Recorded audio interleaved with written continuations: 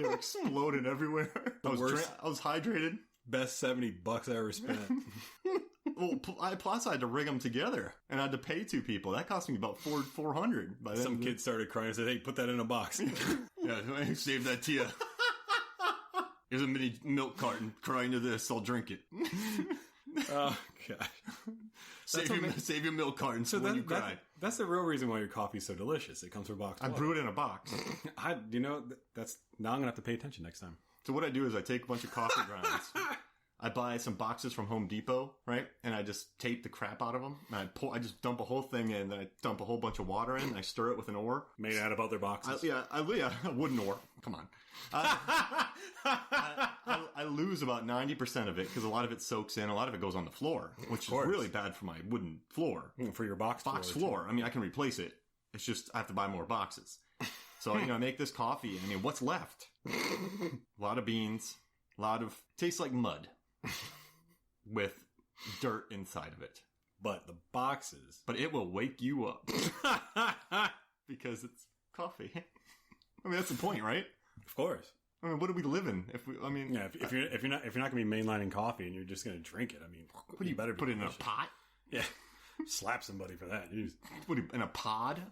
Is it a boxed pod? I would do Keurig if they came in boxed pods. Not plastic, just cardboard pods. They come in those weird, plastic ones, or the ones I've seen now are it looks like a mini coffee ground. You're like, oh, come on, man. We do Nespresso, and they send you a bag, and you put all your Nespresso pods, and you can, you send them back to Nespresso, and they recycle them all. Wow. Yep, so that's what we do. We're very pretentious. So that stuff, you've contributed. Get that arrogance off. You've contributed to a lot of recycling, Chris Kelly. You've done the world a service. Yeah, I feel good about that. I think I'm going to go run over an animal now. Oh, goodness.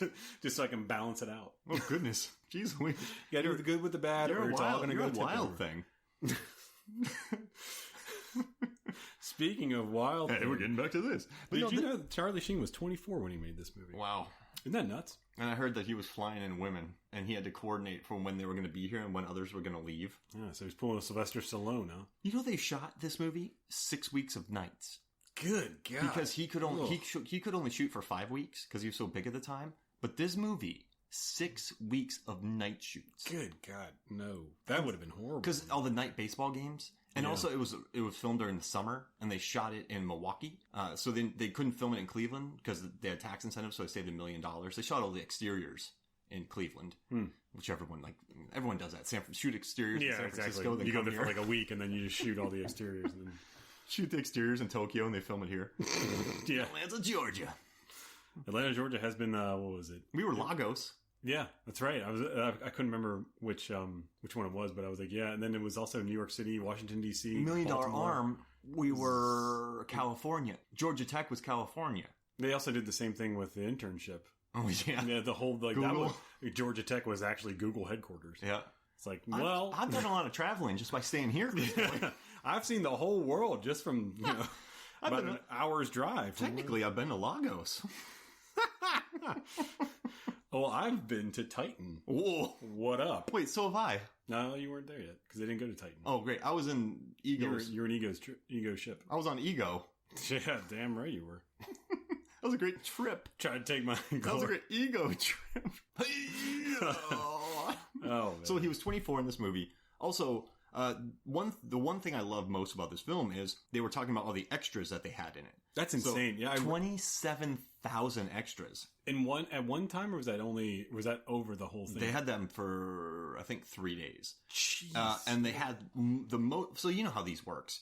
They had 27,000 the first night, and then they had almighty. They weren't feeding them. They had to buy the hot dogs there, and then the next night they had 20,000, and then they got all the way down to 200.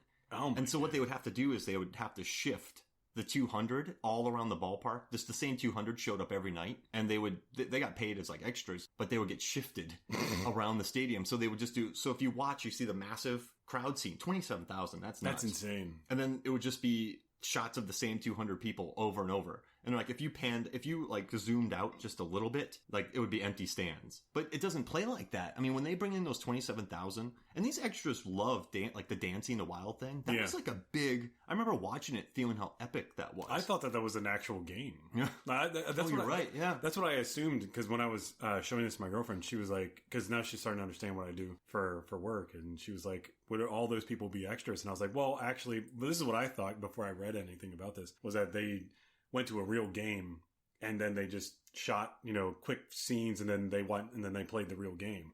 I was like, there's no way they got that many extras. And then I read they actually did. God, I was like, 27,000. I only read 2,000 for one scene, but 27,000 one night. And then they all just went, screw this, because being an extra is terrible. Of course. And a lot of the ball players on this team were different players, because there's so many backgrounds. So let's say you and I get cast. We're part of the Indians, but we're getting paid extra pay, and then we have to shoot 6 weeks, but we always have to be there, and we're never on camera, because they wanted to have the same team, but people just wouldn't show up. So then they'd have to bring in. So the team, every time you see the team, it's different people. Yeah, I can imagine that would happen. I know this is. I don't care. We're jumping all over the place. If you've seen Major League, you're listening to this. Okay, I love the American Express commercial.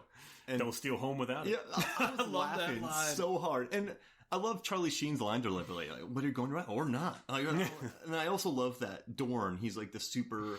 You need an investor. Like super boisterous, but when he gets on camera, he's just terrible. Yeah, right. That's such a good. I love how they do that. I love when they do that in movies, because it's like showing like realism. Because you're like, oh, I guess I must be watching a real. It feels like you're watching a real person as opposed to an actor. Yeah. So it's like with Dorn, it's like, yeah, he's very like affluent and very you say flamboyant, kind of like very really nice guy. And then when he gets on camera, he's like, and I love that beat. That's great. I love that beat. Good old Lou Brown, James Gammon. He is every so time. awesome. I love. Excuse me, I'm sorry. Yeah, every time he comes on, he's like, like, I love how what was it? Well, I'm just too old to hide behind the locker, so I'm going to sit here if that's fine with you.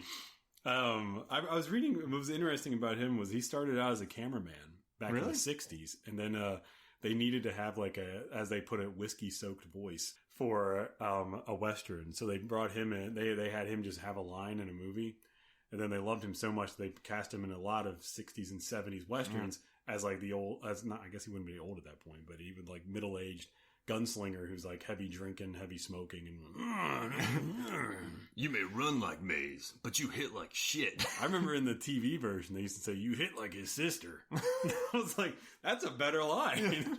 I think that's way. And I loved remember Roger Dorn, he says he's like, I don't have to do any calisthenics that I find not necessary. What do you say about that? He has his contract. He takes his contract, puts it down, unzips his pants, just pees right on his thing. They talked about the storyboard sequence of that. They're like, should we show the stream? That was like a whole conversation. They had a big deal about, should we show the pee? No. Yeah. I don't know. What do you think if they would have showed the stream? Nah, it was just funny the way it is. Yeah. Would it be as good as like with an election where you can actually see him peeing on the tree? No.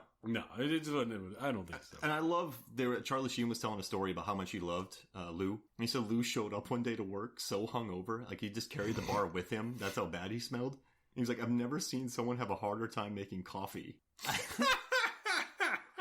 I guess Lou was just like, ugh. And then he just did his part. Like he sat down and said, "Team, we gotta win today." And then, right, I'm out of here. You mean the real James? The real guy? Yeah. That's hilarious. Oh my God. He couldn't, he just couldn't.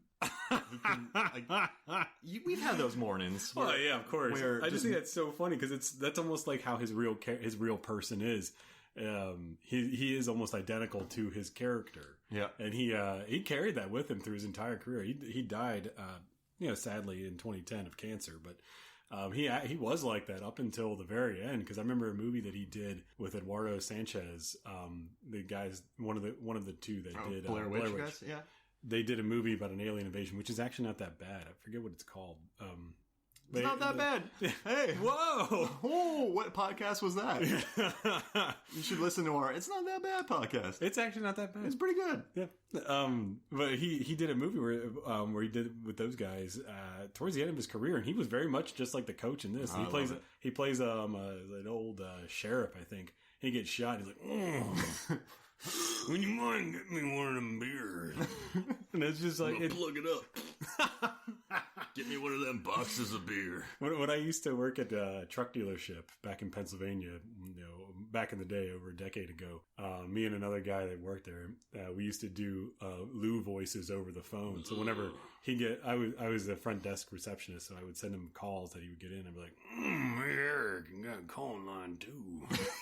And he used to do it all the time. He'd do like, how Lou would be like, "Herp!" Yeah. And then he would do like, that's pretty much. I love him in this movie. He's perfect for this. He has one of my... So, I Major League 2, I don't remember much about it. I just remember back in the day, we were on a trip, my brother, mom, and I, and our car broke down. And so we had to get it repaired. So we got a hotel room. And on HBO was Major League 2. And I remember just loving it. Because I love Dorn having to get hit by a pitch. But I love at the end, Lou has a heart attack. Oh, no. And remember that? Have you seen It's been probably since... I think it came out in like 95.